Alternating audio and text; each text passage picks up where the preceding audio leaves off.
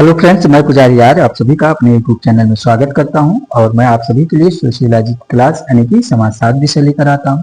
आप सभी प्रतियोगी छात्र छात्राएं जो भी UGC NET JRF assistant professor PGT DIC GDC KVS NDS UPSC UPPSC UPPGT MP Delhi Rajasthan Bihar Jharkhand Chhattisgarh Uttarakhand Haryana इत्यादि कहीं से भी हो, किसी भी स्थान से हो आप, यदि आप सोशियोलॉजी सब्जेक्ट यानी समाजशास्त्र विषय से तैयारी कर रहे हैं, किसी भी ऐसी परीक्षा या ऐसे एग्जाम की तैयारी कर रहे हैं जिसमें आपका सोशियोलॉजी सब्जेक्ट यानी समाजशास्त्र विषय से प्रश्न पूछे जाते हैं, तो ये क्लास आप लोग जरूर देखिए। ये क्लास आप लोगों के लिए काफी उपयोगी साबित होगा, क्योंकि मैं आपके सिलेबस के अकॉर्डिंग ही ये क्लास लेकर आता हूँ। चाहे आप यूपी पीजीटी की तैयारी कर रहे हो या UP assistant professor MP assistant professor, आपका बिहार पीजीटी प्रवक्ता वगैरह के जो भी एग्जाम आपके लगे हुए हैं, आप किसी भी स्टेट में उत्तराखंड में हो, मध्य प्रदेश दिल्ली आप लोग ट्रिपल एसबी का एग्जाम देते हैं प्रवक्ता वगैरह का, तो ये आप लोग जान लीजिए समाजशास्त्र विषय आपका जहाँ भी प्रश्न पूछा जाता है समाजशास्त्र से, तो उस हर एक परीक्षा के लिए काफी उपयोगी है। तो आज की क्लास जो है मैं देखिए आप लोगों के लिए एकदम से इंडिकेटर करके ले आता हूँ। सोशियोलॉजी आपका ही है ये, और ये आपका मैं बता ही दे रहा हूँ, यूजीसी नेट जेआरएफ वगैरह लिख ही देता हूँ जितना लिख पाता हूँ, ताकि आप लोग कंफ्यूजन दूर हो जाए। क्लास खोलने पर आप लोग देख लें किस परीक्षा के लिए है। बाकी सोशियोलॉजी अगर किसी भी एग्जाम में पूछा जाता है, ये क्लास हर एक उस परीक्षा के लिए इंपॉर्टेंट है। ये देखिए मैं यहाँ लिख के आपका दे दिया हूँ, ये देखिए सोशियोलॉजी जो very important question and answer with explain, मतलब जो है व्याख्यात्मक साहित्य में प्रश्न उत्तर लेकर आता हूँ आपको। ऐसा नहीं है कि मैं वन लाइनर बता के भाग जाऊँ ताकि आप जो है समझ में ना आए। वन लाइनर तो आप कोई भी बुक लेके और प्रैक्टिस सेट लेके पढ़ सकते हैं, लेकिन क्वेश्चन समझ में भी तो आना चाहिए। तो अगर आप इस क्लास को देखते हैं, और ये पूरी तरह से निःशुल्क क्लास है, आप लोग जान लीजिए निःशुल्क क्लास का आप लोग देखिए और बेनिफिट उठाइए। 2025 में जो आपका असिस्टेंट प्रोफेसर का और यूपीपीजीटी का जो भी बिहार का पीजीटी एमपी असिस्टेंट प्रोफेसर लगा है, उसमें जो है आप लोग एक सीट अपनी पक्का कर लीजिए 2025 में, और इस निःशुल्क क्लास का बेनिफिट उठाइए। मैं बार बार कहता हूँ, अगर क्लास किसी कारणवश आप कोई पास समय का अभाव है, नहीं देख पाते हैं, आप लोग एक कामकाजी महिला या कामकाजी पुरुष हैं या कामकाजी जो है प्रतियोगी छात्र छात्राएं हैं, क्योंकि बहुत से हमारे प्रतियोगी छात्र छात्राएं ऐसे हैं जिनके पास समय का अभाव रहता है, कुछ प्रॉब्लम होती है, वो काम करते हुए जो है जॉब करते हुए पढ़ाई कर रहे हैं, तो उनके पास समय का अभाव होगा। तो ये लोग क्या करें, मैं देखिए आपका क्लास ऐसा कराता हूँ साफ सुथरी आवाज में, एकदम एक एक चीज बता के एक्सप्लेन करके। आप लोग केवल अगर क्लास देखने का टाइम ना हो, समय क्लास देख लेते हैं तो बहुत अच्छी बात है और नोट्स बनाते चलते हैं, लेकिन किसी कारण ना हो, जैसे आप एक कामकाजी महिला खाना बना रही हैं, तो इस क्लास को लगा के रख दीजिए, तो आवाज ही केवल मेरी सुनती रहेंगे या सुनते रहेंगे, तो इससे क्या होगा, आपका 60% तो तैयारी हो ही जाएगी। ठीक है, और आने वाली परीक्षाओं में आपको काफी सहयोगी साबित होगा ये क्लास। आप लोग खुद जो है इस चीज को एहसास करेंगे, और हमारे पुराने प्रतियोगी छात्र छात्राएं हैं जो एग्जाम यूजीसी नेट वगैरह जेआरएफ कर दिए होंगे, वो खुद ही इस चीज को एनालिसिस किए होंगे कि यहाँ से काफी प्रश्न उनको मिलता है, काफी सहयोग प्राप्त हो जाता है इस क्लास से। तो इस निःशुल्क क्लास का इसी प्रकार जिस प्रकार उन प्रतियोगी छात्र छात्राओं ने इस क्लास का बेनिफिट उठाए, इस तरह मैं यही चाहता हूँ कि आप लोग भी इस निःशुल्क क्लास का बेनिफिट उठाइए, और जो है अपनी एक चीज जो भी परीक्षा दे रहे हैं उस परीक्षा में उस एग्जाम में एक सीट अपनी पक्की करिए, और बेरोजगारी का जो ठप्पा लगा आपके पीठ पर, उस ठप्पे को जो आप लोग हटाइए। ठीक है, और एक सम्मान की जिंदगी जीजिए। आप लोग जान ही रहे हैं, बताएं जरूरत है नहीं, जो भी हमारे दीदी बहनी भैया भाभी जो भी कुछ लोग घर से तैयारी कर रहे होंगे, कुछ बाहर रह के जो है चाहे प्रयागराज रह के तैयारी कर रहे होंगे, कुछ लोग लखनऊ रह के, कुछ लोग अयोध्या रह के, कुछ लोग दिल्ली रह के, जहाँ से जो है लोग, कुछ लोग हरियाणा रह के तैयारी कर रहे होंगे, कहीं से भी। तो आप लोग देखिए इस क्लास का निःशुल्क क्लास का बेनिफिट उठाइए, ये हर एक एग्जाम के लिए आपकी उपयोगी साबित होगा। ठीक है, तो आइए देखते हैं आज की क्लास में क्या है आपके लिए महत्वपूर्ण प्रश्न उत्तर आप सभी के लिए। और आप लोग इस क्लास को मिस ना कीजिए, जरूर देखा कीजिए, और क्लास शुरू करने से पहले जो है आप लोग जो नए हैं चैनल के, चैनल को सब्सक्राइब कर लीजिए और एक प्यारा सा लाइक कर दिया करिए, और क्लास के अंत में अपनी कमेंट करके प्रतिक्रिया जरूर दिया कीजिए कि क्लास कैसी लगी, जो कमियां उसको भी बताइए, ताकि कुछ सुधार करने की गुंजाइश हो, तो मैं आप सभी के लिए हूँ। तो आप अगर आप लोग नहीं देखेंगे, आप लोगों को इस क्लास का बेनिफिट नहीं मिलेगा, फिर इस क्लास को कराने से क्या मतलब रह जाएगा। आप लोग इसको समझिए, ध्यान दीजिए और इस क्लास को बेनिफिट उठाइए। ठीक है, आइए देखते हैं प्रश्न नंबर 1 आपका क्या कह रहा है आज। ये प्रश्न नंबर 1 आपका देखिए, कथन और कारण से कथन ए। ठीक है, ये कथन ये आपका कह रहा है यद्यप धर्म मानव व्यवहार को नियंत्रित करता है तथाप हम उसे दमनकारी नहीं कह सकते। ये आपका कह रहा है, यहां से देखिए, ये देखिए, यद्यप धर्म मानव व्यवहार को नियंत्रित करता है। यार लाइनिंग जो है ये सीधी क्यों नहीं जा रही है? आप लोग इस चीज को थोड़ा ध्यान दीजिए, लाइनिंग पे मत, आप लोग खुद प्रश्न ध्यान से पढ़ लिया कीजिए, बाकी तो मैं जो पढ़ता हूँ आप लोग सुन ही रहे होंगे। तो ये कह रहा प्रश्न, यद्यप धर्म मानव व्यवहार को नियंत्रित करता है तथा हम उसे दमनकारी नहीं कह सकते। यार प्रश्न इस मिस्टेक हो गया टाइप में, देखिए इसको ऊपर नीचे होना चाहिए, जैसे ये कथन यहाँ हो गया तो ये कारण जो आर यहाँ आ गया तो इसका कारण आर यहाँ होना चाहिए था, लेकिन ठीक है प्रश्न आप लोग समझ लीजिएगा थोड़ा सा। और कारण आर ये कह रहा है आपका, कारण आर ये कह रहा है कि अक्सर प्रवृत्तियों का दमन कर तो करता है किंतु यह ऐसा पूर्णता नहीं करता है। ठीक है, कह रहा है कारण जो है आर या अक्सर प्रवृत्तियों का दमन तो करता है किंतु यह ऐसा पूर्णता नहीं करता। कूट की सहायता से सही उत्तर चुनिए, कूट की सहायता से सही उत्तर का चुनाव करना आपका। तो कूट क्या कह रहा है आपका, देखिए ऑप्शन ए क्या कह रहा है आपका, ऑप्शन ए ध्यान दीजिए आप लोग, ऑप्शन ए कह रहा है ए आर दोनों सही है, आर ए का सही स्पष्टीकरण है। कह रहा है ए आर दोनों सही है, आर ए का सही स्पष्टीकरण है। सॉरी, बी कह रहा है आपका ये ए आर दोनों सही है परंतु आर इनका सही स्पष्टीकरण नहीं है, नहीं है। और सी कह रहा है ऑप्शन ए सही परंतु आर गलत है, ये डी कह रहा है ए गलत परंतु आर सही है। तो इसका आंसर आप लोग बताइए, दीजिए क्या हो जाएगा, क्योंकि कथन ये कह रहा है ना यद्यप धर्म मानव व्यवहार की नियंत्रित करता है तथा हम उसे दमनकारी नहीं कह सकते। ये बात तो सही है भाई, दमनकारी कैसे कह सकते हैं किसी धर्म, क्योंकि धर्म जो है मानव कल्याण के लिए होता ही है, बनाया ही गया है, तो दमनकारी तो हो नहीं सकता, ये तो सही है। और कारण आर क्या कर रहा है, ध्यान देते हैं, कह रहा है यह अक्सर प्रवृत्तियों को जो है यह अक्सर प्रवृत्तियों का दमन तो करता है किंतु यह ऐसा पूर्णता नहीं करता है। जो है जो प्रवृत्तियों का दमन ये हो सकता है धर्म अपने अनुसार भाई किसी का दमन करता हो, तो इस प्रकार ये देखिए ऑप्शन बी इसका सही आंसर हो जाएगा। क्या ऑप्शन बी कह रहा है, ये ऑप्शन बी कह रहा है ना कि ये आर दोनों सही है परंतु आर ए का सही व्याख्या नहीं करता। अपने में दोनों तो सही है, ये आपका जो है कथन भी सही है, ये देखिए मैं बता ही रहा हूँ, और कारण भी सही है, लेकिन जो है इसका सही स्पष्टीकरण तो है नहीं, तो ये अपने अलग अलग दोनों सही है। तो इस प्रकार से इसका आंसर ऑप्शन बी सही हो जाएगा, आप लोग नोट कर लीजिएगा। तो आइए, क्योंकि धर्म मानव व्यवहार को नैतिक दबाव स्थापित कर नियंत्रण स्थापित करता है, लेकिन इस नियंत्रण का उद्देश्य समाज व्यवस्था स्थापित करना होता है, इसलिए हम इसको दमनकारी तो नहीं कह सकते हैं, है ना, क्योंकि धर्म मानवीय प्रवृत्तियों को आत्मनियंत्रण द्वारा नियंत्रित करने का प्रयास भी करता है, लेकिन पूर्ण आत्मनियंत्रण की अवस्था प्राप्त नहीं हो सकता, इससे जरूरी थोड़ी है। तो इसलिए जो है ये अगर व्याख्या इसका देखेंगे तो सही तो दोनों है, लेकिन सही स्पष्टीकरण नहीं है। तो उम्मीद करता हूं अब तो समझ में आ ही गया होगा, प्रश्न नंबर 1 आप सभी के क्लियर हो गया होगा। और इतना बताने के बाद अगर नहीं क्लियर हो रहा है तो फिर थोड़ा सा दिक्कतें है जो है हमको भी आप लोगों को भी, है ना, तो क्लियर हो जाना चाहिए मुझे जहां तक लगता है इतना बताने के बाद। तो प्रश्न नंबर 2 क्या कह रहा है, आइए देखते हैं प्रश्न उत्तर नंबर 2 आपका। 2 नंबर कह रहा है निम्नलिखित में से कौन सा एक सही नहीं सुमेलित है। ये कह रहा है निम्नलिखित में से कौन सा एक सही नहीं सुमेलित है, यानी कि इसमें से 3 सही होगा, कोई एक गलत होगा। ये देखिए ये मिलान का प्रश्न है, प्रश्न नंबर 2 आपका जो है ये मिलान का प्रश्न है, आप लोग इसको ध्यान दीजिएगा, ये मिलान का प्रश्न है। तो आपका ऑप्शन ए कह रहा है, क्या कह रहा है, आदर्श प्रारूप, ये मैक्स वेबर महोदय का बता रहा है ना।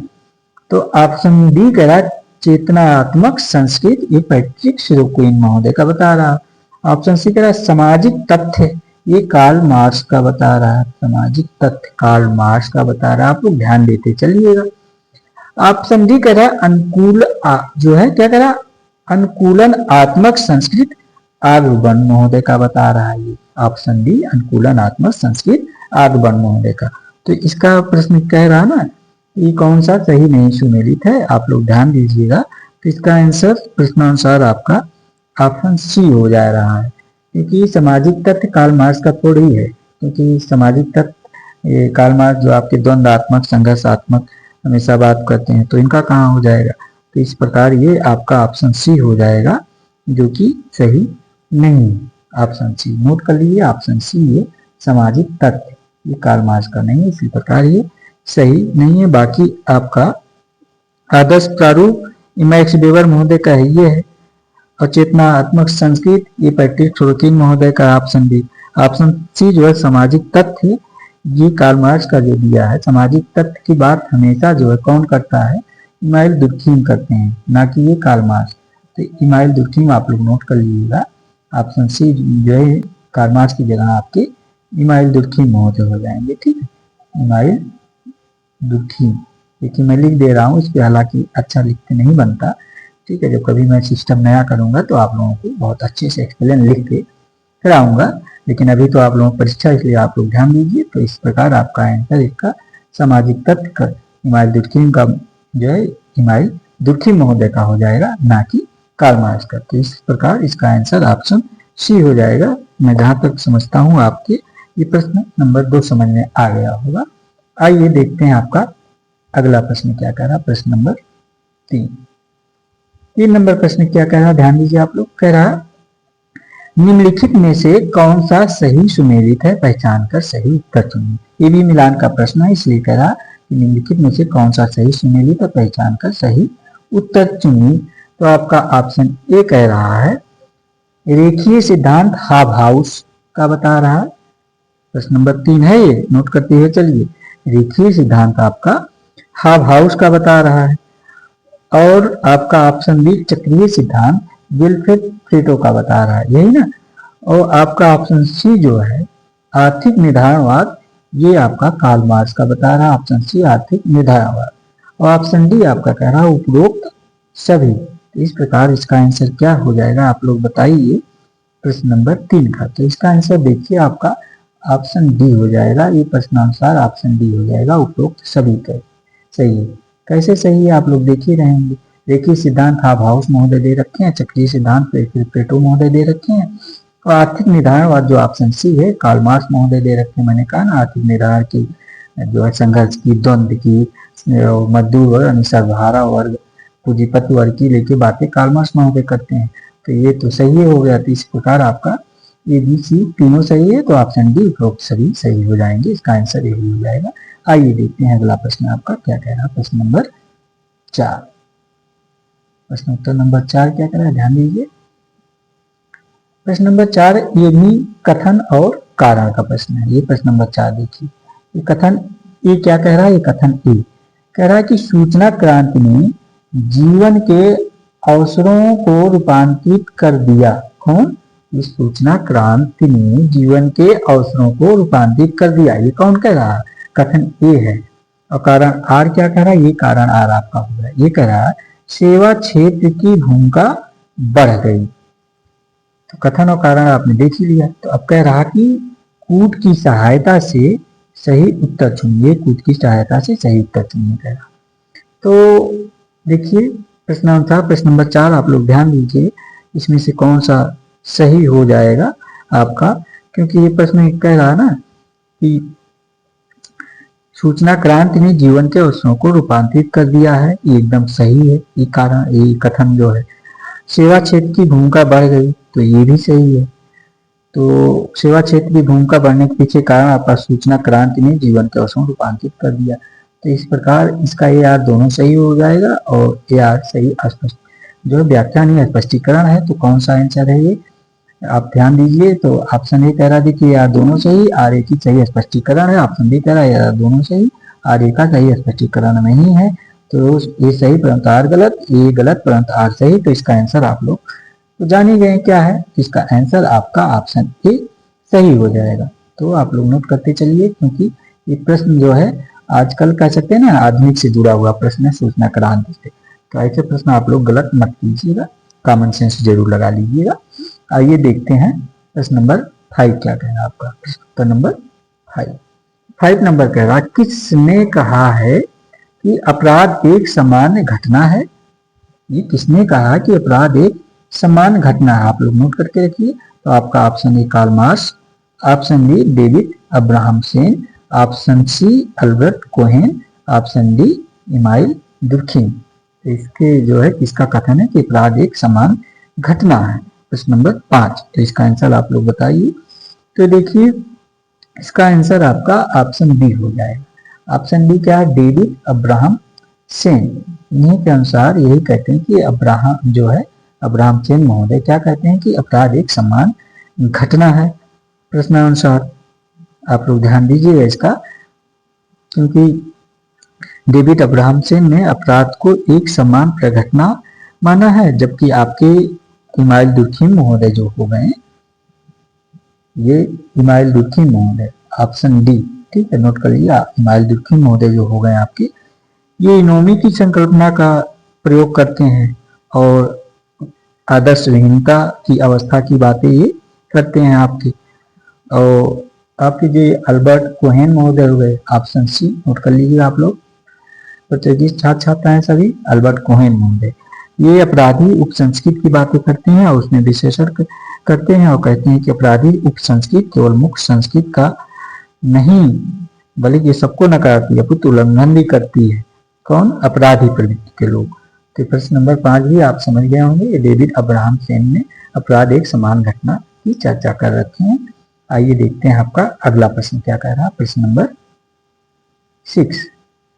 6 नंबर प्रश्न क्या कह रहा है, आप लोग ध्यान दीजिए इसको अच्छे से।